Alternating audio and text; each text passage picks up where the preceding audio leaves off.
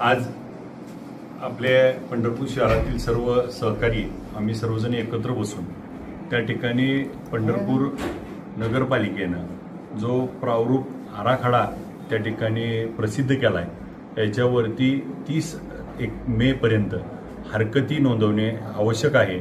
मग काही ठिकाणी रस्ता रुंदीकरण केलंय, अनावश्यक ठिकाणी आरक्षण टाकलेत आणि ज्या गोष्टी त्या ठिकाणी काही जणांवरती जाणून बुजून आरक्षण टाकलेत, काही जणांवरती बदल केलेत, अशा ठिकाणी आपण प्रत्येकाने नागरिकांनी वैयक्तिकरित्या नगरपालिकेमध्ये आपली हरकत नोंदवणं गरजेचे आहे आणि आपण लवकरात लवकर आपली हरकत नोंदवा आणि ज्याला ज्याची काय अडचण येते त्यांनी त्या ठिकाणी आपल्या कार्यालयाशी संपर्क करावा।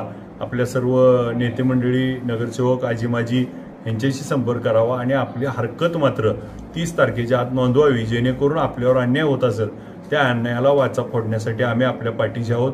ज्याच्यावर अन्याय होणार असेल, ज्याच्यावर त्या ठिकाणी पूर्णच भूमिहीन होणार असेल, याच्या पाठीशी आम्ही उभा राहून या प्रारूप आराखड्याला त्या ठिकाणी विरोध करून जे आवश्यक बदल आहेत ते करून घेण्यासाठी आम्ही त्या ठिकाणी आपल्या पाठीशी आहोत। आपण सगळ्यांनी आपली हरकत नोंदवणे अत्यंत महत्त्वाचे। आपली हरकत 30 तारखेच्या आत वैयक्तिक आपण अर्ज करून नोंदवावी आणि त्याची पोच घ्यावी, जेणेकरून त्याच्यावरती आपल्याला चर्चा करून यातून मार्ग काढता येईल। आपण सगळ्यांना या निमित्तानं आवाहन करण्यात येते।